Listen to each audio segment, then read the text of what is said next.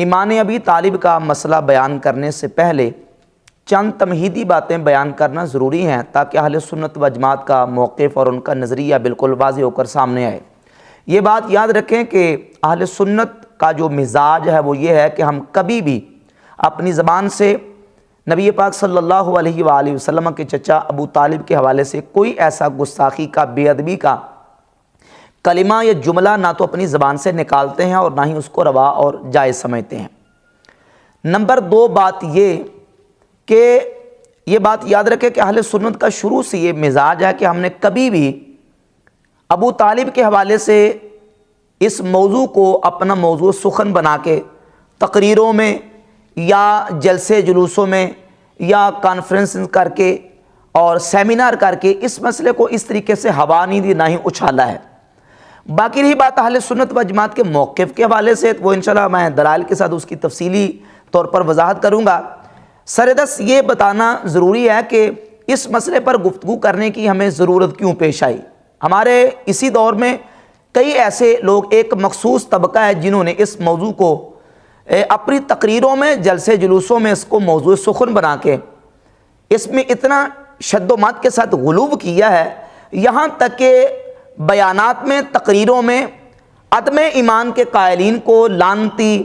اور کافر اور غیر مسلم اور کہا کہ جو ابو طالب کو مومن نہیں مانتے وہ مومن، خود مومن نہیں ہے، وہ خود کافر ہیں، ان کا ایمان کے ساتھ تعلق نہیں ہے، اور لعنتی تک اور پتہ نہیں کتنی کتنی گالیاں نکالی گئیں۔ ہم بتانا یہ چاہتے ہیں کہ اس مسئلے میں اگر یہ موقف ان لوگوں نے جو ایک خاص طبقے نے بیان کیا کہ جو ابو طالب کو مومن نہیں مانتا وہ خود مومن نہیں ہے اور وہ لعنتی ہے، نعوذ باللہ، اس طرح یہ بات اور یہ فتویٰ کہاں تک جاتا ہے؟ یہ فتویٰ اور یہ بات نبی پاک صلی اللہ علیہ وآلہ وسلم کے صحابہ اکرام علیہ رضوان، سیدنا ابو بکر صدیق، عمر فاروق، حضرت سیدنا مولا علی مرتضیٰ شیر خدا کرم اللہ تعالیٰ وجہ الکریم، سیدنا امام حسن مجتبیٰ، سیدنا حضرت عباس، حضرت عبداللہ بن عباس، حضرت عبداللہ بن عمر، حضرت سیدنا عبداللہ بن جابر رضی اللہ تعالیٰ عنہ، نبی پاک صلی اللہ علیہ وسلم کی زوجہ محترمہ سیدہ ام المومنین ام سلمہ رضی اللہ تعالیٰ عنہ، نبی پاک صلی اللہ علیہ وآلہ وسلم کے تقریباً درجن کے قریب اصحاب ہیں جنہوں نے صراحت کی ہے اس مسئلے کی عدم ایمان کے حوالے سے، اور اسی طرح صحابہ اکرام علیہ رضوان کے بعد تابعین، بہت اجلہ تابعین میں سے سیدنا امام زین العابدین سید الساجدین رضی اللہ تعالیٰ عنہ کی ذات اقدس تک جاتا ہے، مولا علی تک جاتا ہے، امام حسن مجتبیٰ تک یہ فتویٰ جاتا ہے، نعوذ باللہ، سیدنا زین العابدین رضی اللہ تعالیٰ عنہ تک جاتا ہے، اور اسی طرح تابعین کے بعد اتباع تابعین، ائمہ مجتہدین، امام ابو حنیفہ تک یہ فتویٰ جاتا ہے، امام مالک تک جاتا ہے، اسی طریقے امام احمد بن حنبل، امام بخاری، مسلم، ترمذی، ابو داؤد، ابن ماجہ، نسائی، ان محدثین اور ائمہ اہل سنت تک جاتا ہے، اور ہمارے فقہاء میں سے امام محمد بن حسن شیبانی رحمۃ اللہ علیہ نے، انہوں نے اپنا موقف موطا امام مالک میں اس کی تصریح کی ہے، ان تک یہ فتویٰ جاتا ہے۔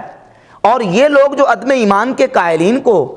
کافر تک کہہ رہے ہیں، لعنتی کہہ رہے ہیں، ان کا فتویٰ امت کے جمہور، جو ایک طرف امت کھڑی ہے، امت کی ان جمہور جو علماء، مفسرین، محدثین، ائمہ مجتہدین، تو ان تک جاتا ہے، غوث پاک سرکار رضی اللہ تعالیٰ تک جاتا ہے، سیدنا داتا گنج بخش علی جویری رحمۃ اللہ علیہ، اور بڑے بڑے ہمارے قد آور صوفیاء،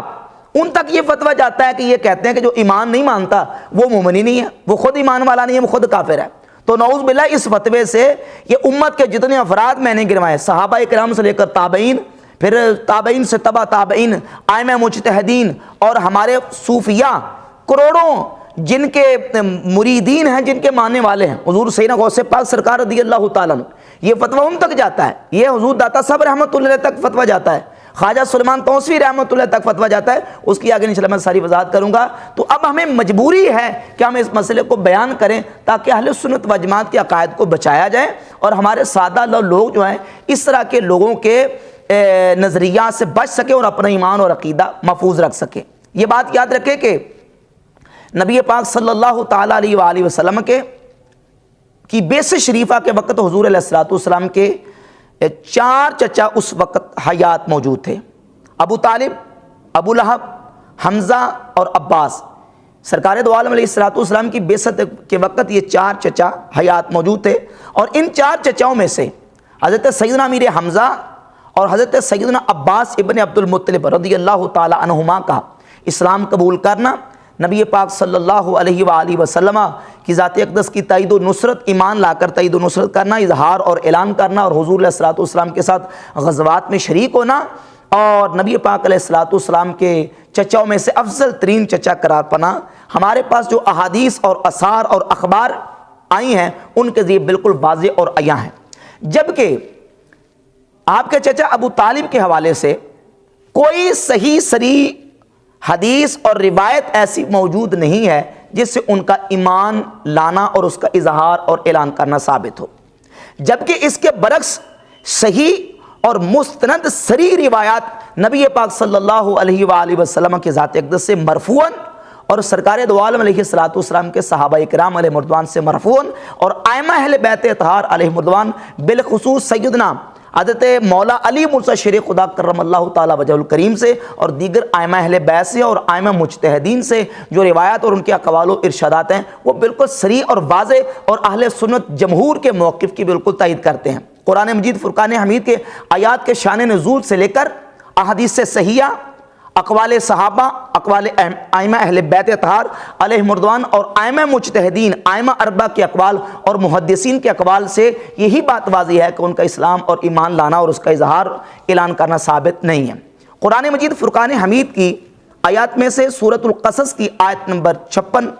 اس کا شان نزول انشاءاللہ میں پیش کر کے بات آگے چلاتا ہوں۔ اعوذ باللہ من الشیطان الرجیم، بسم اللہ الرحمن الرحیم۔ ارشاد باری تعالیٰ ہے اِنَّكَ لَا تَهْدِي مَنْ أَحْبَبْتَ وَلَكِنَّ اللَّهَ يَهْدِي مَنْ يَشَاءُ وَهُوَ أَعْلَمُ بِالْمُهْتَدِينَ۔ سورۃ القصص آیت نمبر 56۔ بے شک یہ نہیں کہ تم جسے اپنی طرف سے چاہو ہدایت کر دو، ہاں اللہ ہدایت فرماتا ہے جسے چاہے اور وہ خوب جانتا ہے ہدایت والوں کو۔ اس آیت کا شان نزول بیان کرتے ہوئے اہل سنت کے جمہور مفسرین نے، بلکہ امام نووی رحمۃ اللہ علیہ نے اپنی کتاب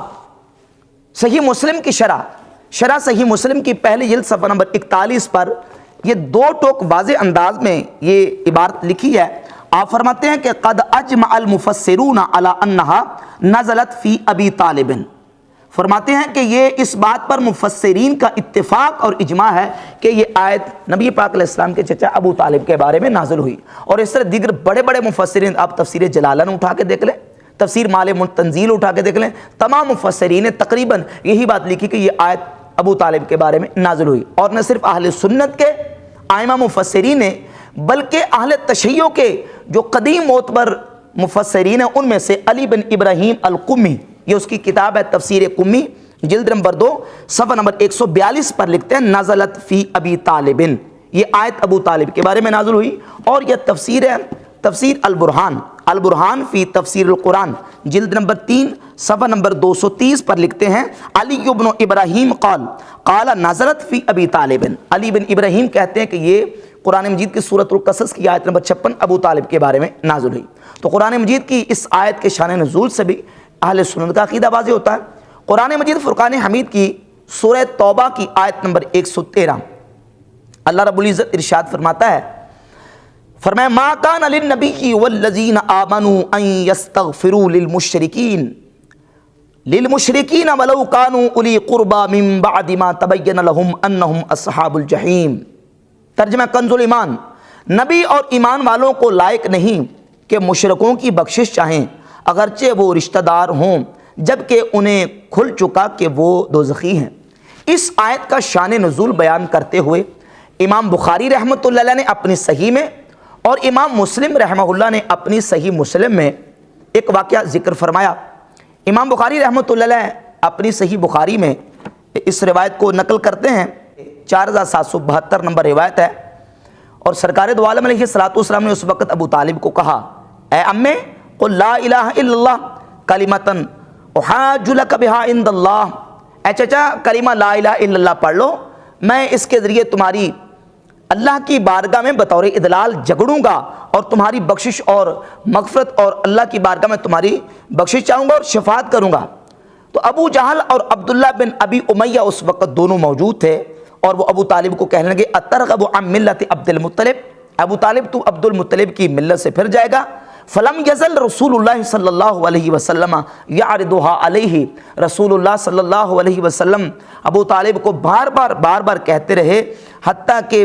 وہ بھی دونوں کلمہ یہ دہراتے رہے کہ تو کیا عبد المطلب کی ملت سے پھر جائے گا؟ تو آخری کلمہ ابو طالب کا یہ تھا کہ علی ملت عبد المطلب، وابا ان یقول لا الہ الا اللہ، لا الہ الا اللہ کہنے سے انکار کر دیا، اور آخری کلمہ یہ تھا کہ میں عبد المطلب کی ملت پر ہوں، یعنی انہوں نے کلمہ شریف نہیں پڑھا۔ اور امام بخاری رحمۃ اللہ اس کو لے کے کہتے ہیں وانزل اللہ فی ابی طالب، سورہ توبہ کی 113 نمبر آیت اللہ رب العزت نے ابو طالب کے بارے میں نازل فرمائی۔ اور اسی طرح امام مسلم رحمۃ اللہ اپنی صحیح مسلم میں روایت لے کے، صحیح مسلم اور حدیث نمبر ہے صحیح مسلم کی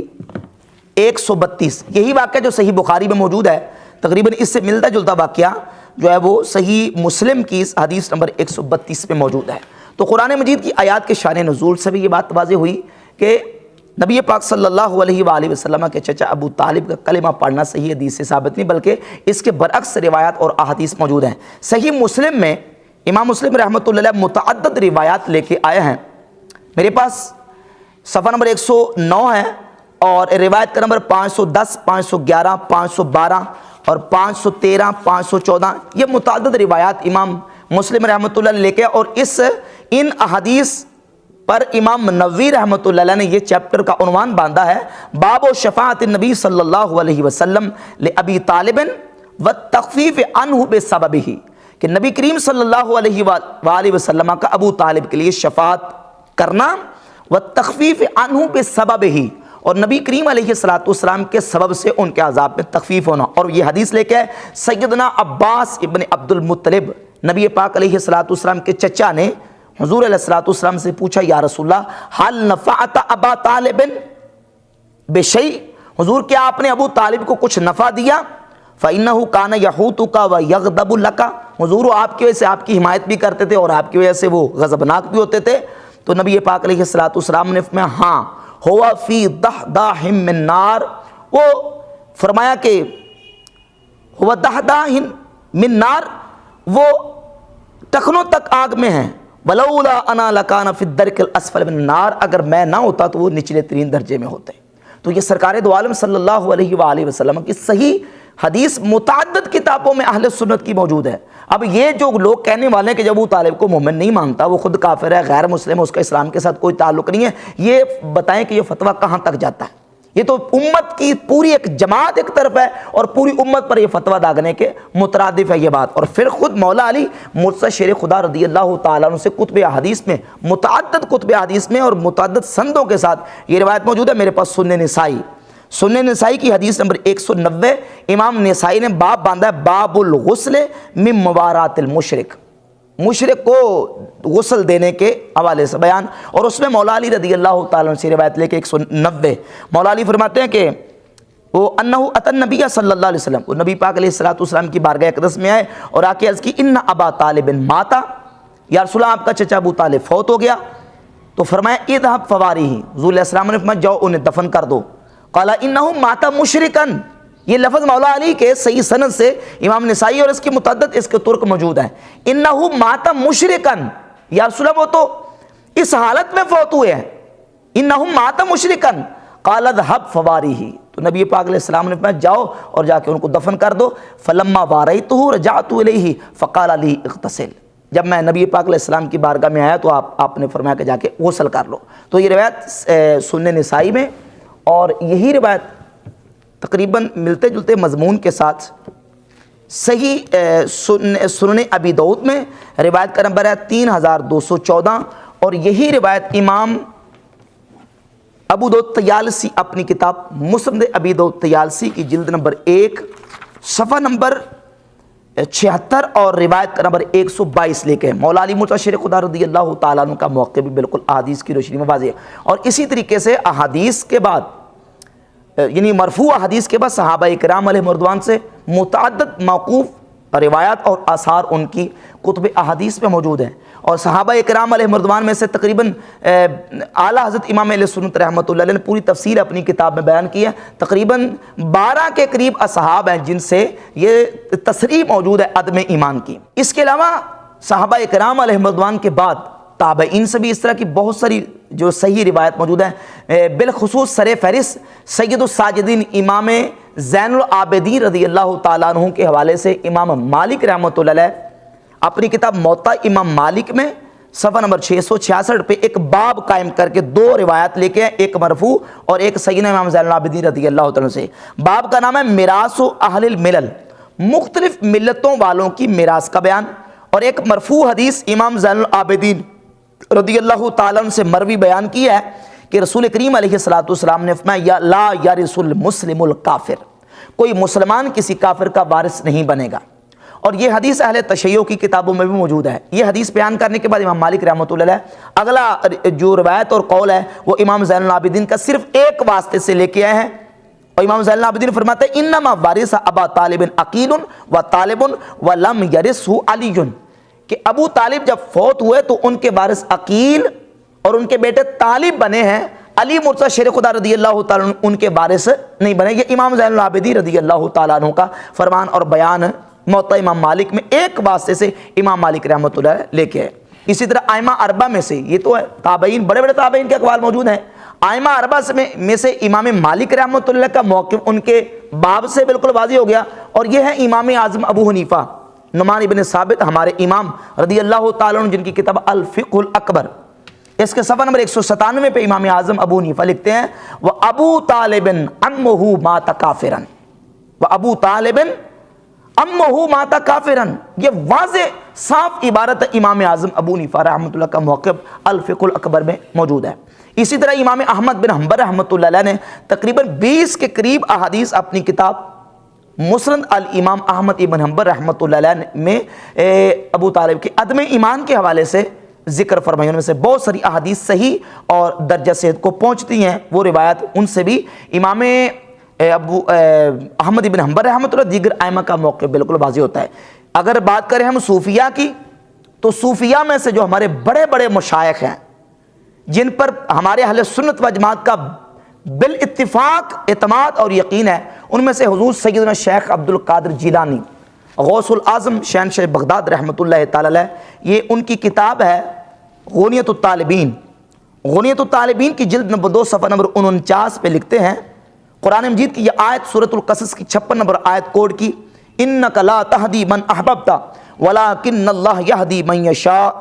اور پھر آگے لکھتے ہیں سأل نبی صلی اللہ علیہ وسلم ہدایت عمہ ابی طالب، نبی پاک صلی اللہ علیہ وسلم نے اپنے چچا ابو طالب کی ہدایت کا اللہ کی بارگاہ میں سوال کیا، فابا ان یہدیہ، اللہ نے انکار کر دیا کہ انہیں ہدایت دے، وہدا وحشیا قاتل حمزہ رضی اللہ تعالی عنہما، اللہ رب العزت کی یہ قدرت ہے اور اس کی منشا اور اس کی چاہت ہے کہ اس نے حضرت امیر حمزہ رضی اللہ تعالیٰ عنہ کے قاتل وحشی کو ہدایت عطا فرما دی اسلام کی، اور اس نے اسلام قبول کیا۔ تو حضور سیدنا غوث پاک رحمۃ اللہ علیہ نے اپنی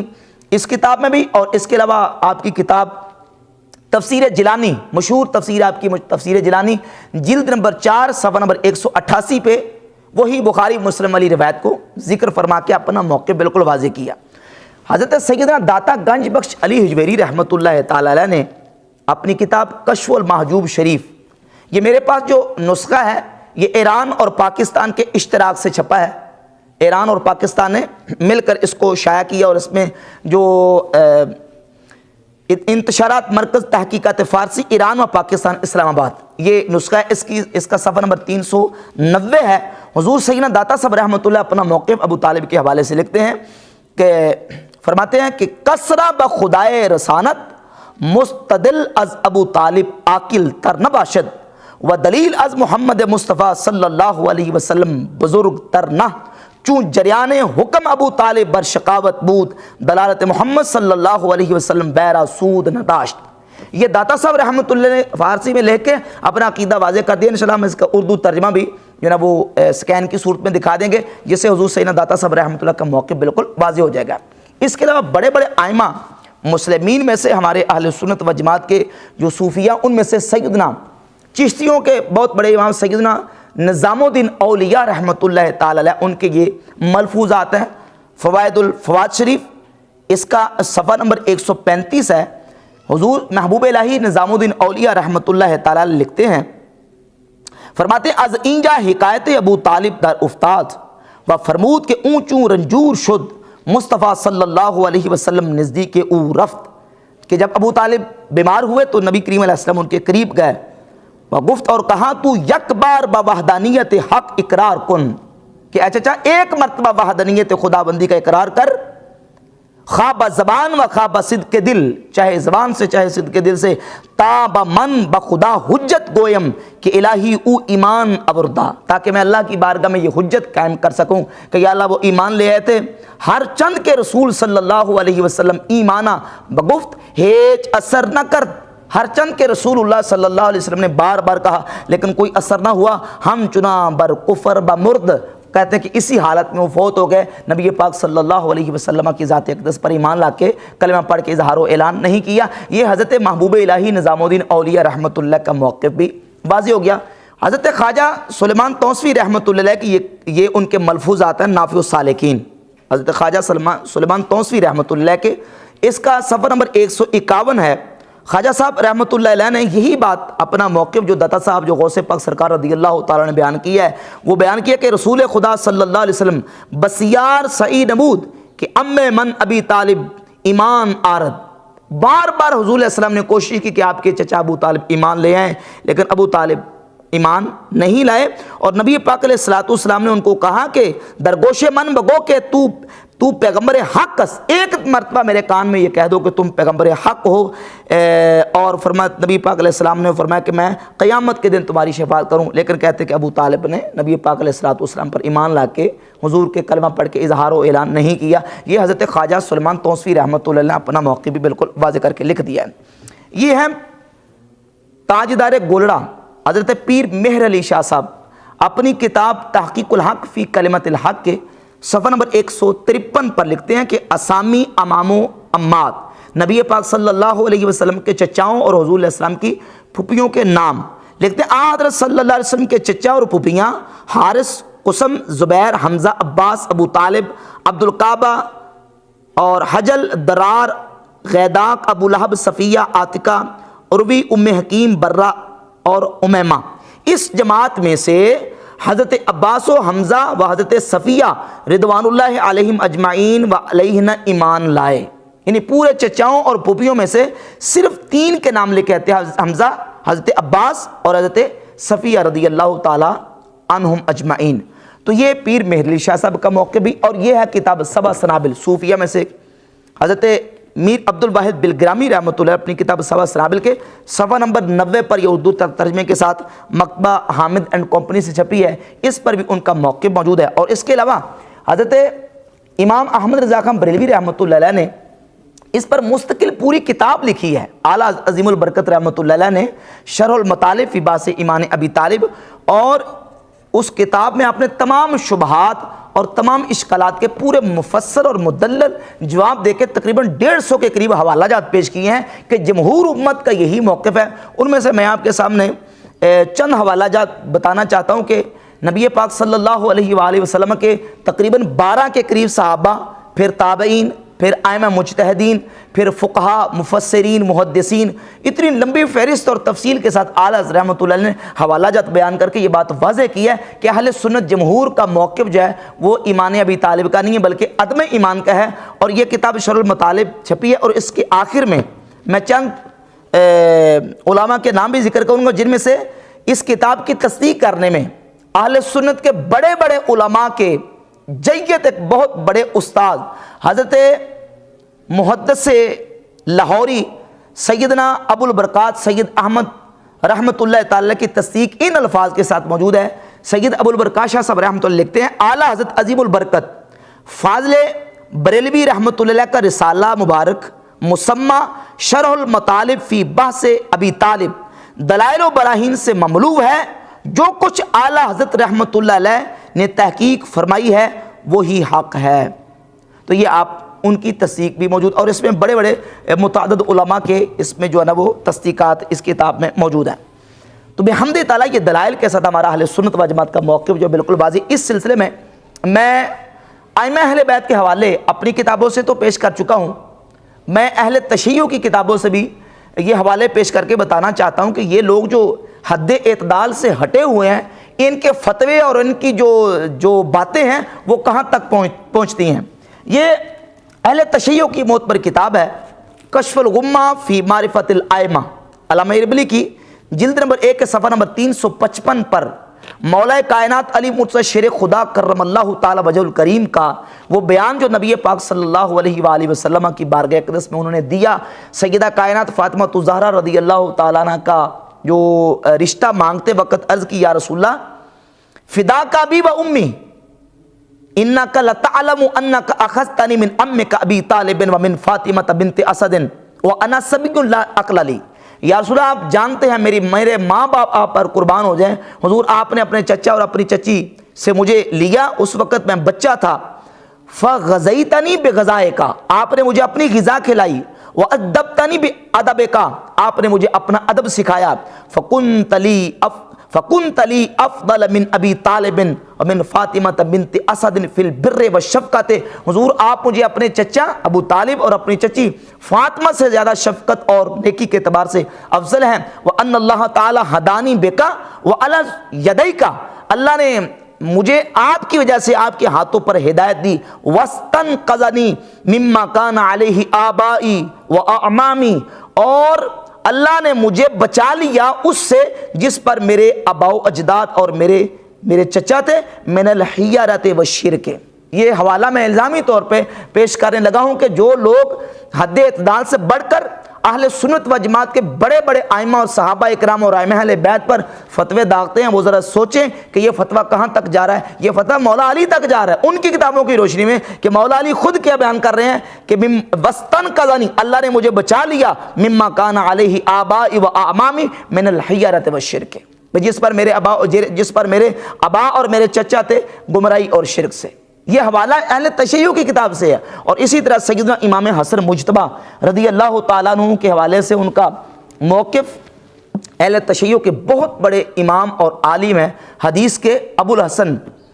ابو جعفر محمد بن حسن الطوسی المتوفیٰ 460 ہجری، ان کی کتاب الامالی طوسی، اس کے صفحہ نمبر 567 پہ روایت کا نمبر ہے 1174۔ حضرت امام حسن مجتبیٰ رضی اللہ تعالیٰ عنہ فرماتے ہیں فَأَمَّا الْقَرَابَةُ فَقَدْ نَفَعَتِ الْمُشْرِكِ، قرابت تو مشرک کو بھی، یعنی نبی پاک علیہ السلام کی قرابت تو مشرک کو بھی فائدہ دیتی ہے، اور وَهِيَ وَاللَّهِ لِلْمُؤْمِنِ أَنْفَعُ، اور وہ اللہ کی قسم مومن کے لیے تو زیادہ فائدہ مند ہوگی۔ یعنی حضور کی قرابت تو مشرک کو بھی فائدہ دیتی ہے تو مومن کے لیے وہ بدرجہ اولا اس سے زیادہ فائدہ مند ہوگی۔ کہتے ہیں قال رسول اللہ صلی اللہ علیہ وسلم لعمہ ابی طالب وهو فی الموت، جب آپ کے چچا ابو طالب موت کی حالت میں تھے تو رسول اللہ صلی اللہ علیہ وسلم نے ان سے کہا قل لا الہ الا اللہ اشفع لک بہا یوم القیامہ، اے چچا لا الہ الا اللہ کہہ دو، اس کی وجہ سے میں تمہاری قیامت کے دن شفاعت کروں گا۔ تو امام حسن مجتبیٰ رضی اللہ تعالیٰ عنہ کا موقع بھی اس روایت سے جو اہل تشیع کے ہاں معتبر اور مستند اور ان کی حدیث کی کتابوں میں موجود ہے، ان کا موقع بالکل واضح ہوتا ہے۔ تو یہ لوگ جو فتویٰ داغنے والے ہیں یہ غور کریں کہ ان کا فتویٰ کہاں تک جاتا ہے۔ اور سیدنا سید الساجدین حضرت امام زین العابدین رضی اللہ تعالیٰ عنہ کا موقف جو ہے وہ میں نے پہلے پیش کر دیے۔ امام زین العابدین رضی اللہ تعالیٰ عنہ سے ایک واسطے کے ساتھ امام مالک رحمۃ اللہ علیہ اپنی کتاب موطا امام مالک کی کے صفحہ نمبر 666 پہ ایک عنوان قائم کر کے دو روایتیں ذکر کرتے ہیں۔ پہلی روایت مرفوع نبی پاک علیہ الصلوۃ والسلام کی حدیث، اور دوسری امام زین العابدین کا فرمان پیش کرتے ہیں کہ عنوان کا نام ہے میراث اہل الملل، مختلف ملتوں والوں کی میراث کا بیان، یعنی مختلف ملتیں رکھنے والے سارے مسلمان جن کی اور بھی ملتیں ہیں اور دین پر تھے وہ، تو اس عنوان کو قائم کر کے امام مالک رحمۃ اللہ پہلے مرفوع حدیث لے کے جو سنی شیعہ دونوں کتابوں میں موجود ہے کہ نبی پاک علیہ الصلوۃ والسلام نے فرمایا کوئی مومن کسی کافر کی وراثت نہیں پائے گا، اور اس کے بعد دوسرا قول امام زین العابدین کا امام مالک صرف ایک واسطے کے ساتھ لے کے ہیں، اور وہ قول کیا ہے؟ امام زین العابدین فرماتے ہیں رضی اللہ تعالیٰ عنہ، آپ فرماتے ہیں کہ وارثہ ابا طالب عقیل و طالب، ابو طالب جب فوت ہوئے تو ان کے وارث عقیل اور طالب بنے، ولم یرث علی، حضرت علی ان کے وارث نہیں بنے۔ عنوان اور پھر اس کے نیچے روایت اور امام زین العابدین کا بیان اس بات کی واضح نشانی اور دلیل ہے کہ امام زین العابدین رضی اللہ تعالیٰ کا موقع بھی وہی ہے جو جمہور اہل سنت و جماعت کا موقع ہے۔ اور آخری حوالہ اس سلسلے میں اہل تشیع کی معتبر اور مستند ترین کتاب قرآن مجید کے بعد جو سب سے معتبر اور مستند ان کے ہاں مانی جاتی ہے یہ ہے الاصول من الکافی، ابو جعفر محمد بن یعقوب الکلینی، پہلی جلد صفحہ نمبر 231، روایت کا نمبر ہے 1213۔ حضرت امام جعفر صادق سے ان کے ہاں جو مسلمہ روایت ہے، یہ بات یاد رکھے کہ جو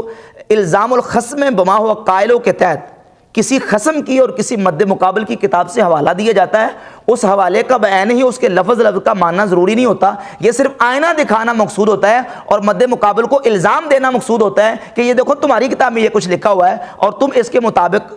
عمل پیرا نہیں ہوں۔ اب یہ دیکھو امام جعفر صادق کا بیان شیعہ کتاب میں کیا امام جعفر صادق فرماتے ہیں کہ ان مثل ابی طالب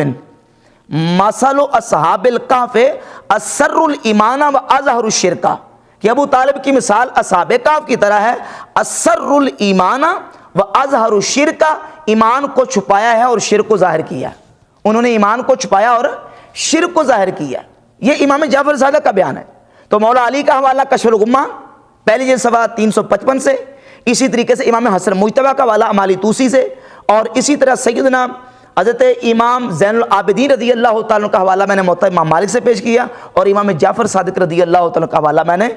ان کی کتاب التشیع کی الاصول من الکافی سے پیش کر کے بحمد تعالیٰ بالکل واضح کر دیا کہ اہل سنت جمہور کا جو نظریہ اور عقیدہ ہے وہ بحمد تعالیٰ دلائل اور حقائق کی روشنی